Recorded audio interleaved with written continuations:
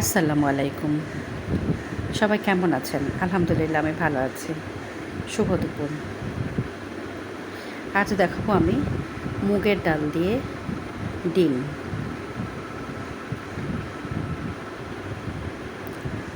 এই রেসিপিটা আমার খুব ভালো লাগে। আমি প্রায়ই করে খাই। আজকে আপনাদের সাথে শেয়ার করছি। কেমন লাগবে আপনারা সবাই জানাবেন আমার। মুগ ডালটা প্রথমে আমি শুকনো ভেজে নিলাম। ভেজে নেওয়ার পরে এটা পানি দিয়ে কিছুক্ষণ রেখে দিয়েছিলাম, ভিজিয়ে রেখে দিয়েছিলাম। এখন এটা আমি সিদ্ধ করে নেব। সামান্য একটু হলুদ দিয়ে, শুধু হলুদ দিয়েই সিদ্ধ করে নেব।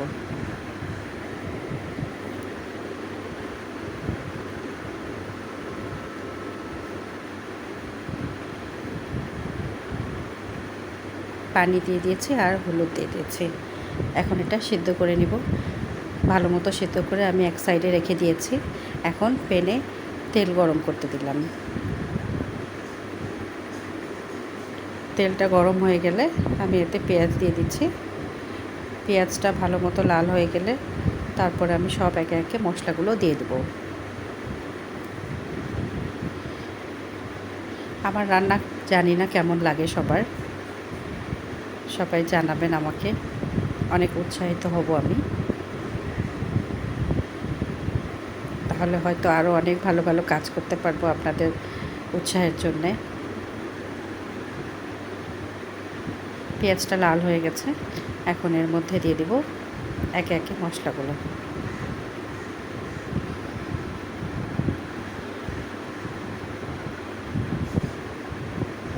কাঁচামরিচ দিয়ে দিচ্ছি, টমেটো দিয়ে দেবো।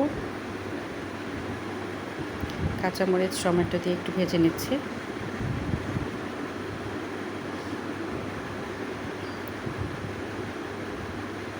এখনকার টমেটোগুলো তাড়াতাড়ি সিদ্ধ হতে চায় না, একটু বেশি সময় নিয়েই এটা ভুনা করতে হবে।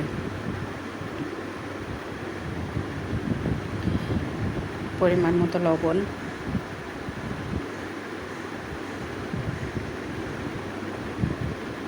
আদা বাটা, রসুন বাটা, জিরা বাটা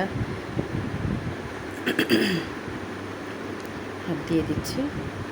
এখন ভালো মতো নাড়াচাড়া করব।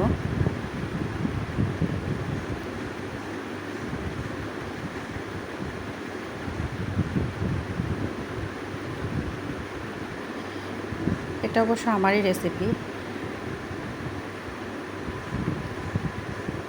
একটু গুঁড়ামরিচও দিয়ে দিলাম, কালারটা সুন্দর আসবে এই জন্যে। এই গুঁড়ামরিচটা আমার ছোটো ননদ দিয়েছে, খুব সুন্দর রং হয়।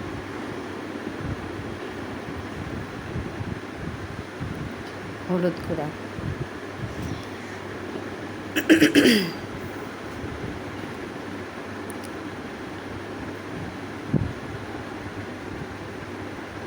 সামান্য একটু পানি দিয়ে এটা ভালো মতো ভুনে নেব, যেন মশলাগুলো সব ভালো মতো গ্রেভি হয়।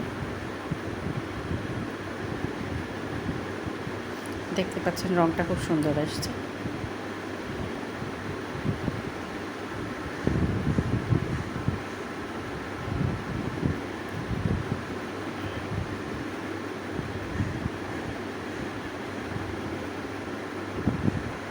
গরম মশলা গুঁড়া দিয়ে দিচ্ছি।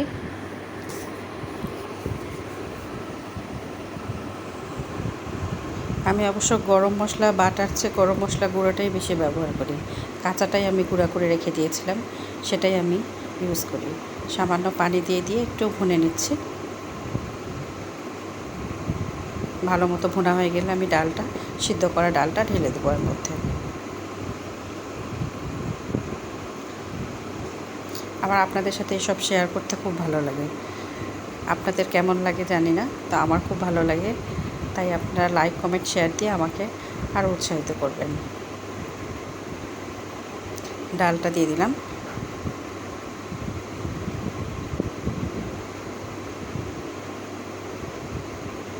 এখন ডালটা ভালো মতো ফুটে উঠবে যখন, তখন আমি এর মধ্যে ডিম ছেড়ে দেবো।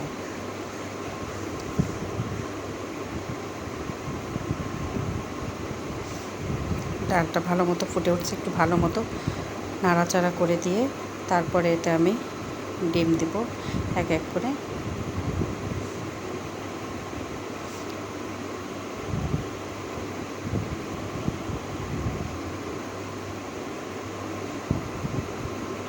মাঝে মাঝে মাছ মাংস খেতে ইচ্ছে করে না, তখন এসব তরকারি অনেক ভালো লাগে।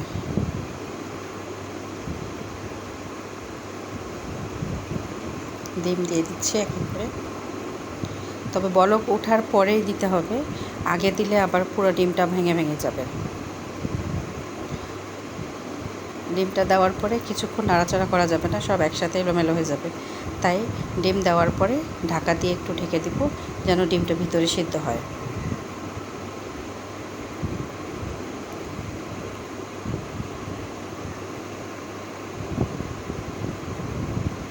ব্যাস,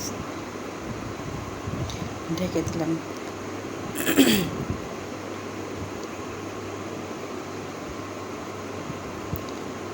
সামান্য ধনেপাতা কুচি দিয়ে দিলাম।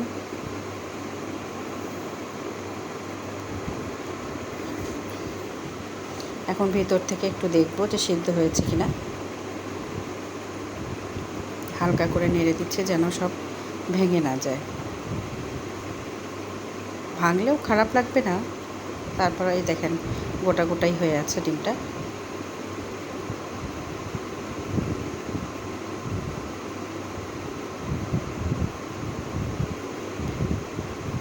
আমি নামানোর আগে সামান্য জিরা গুঁড়া, ধনে গুঁড়া ছিটে দেব।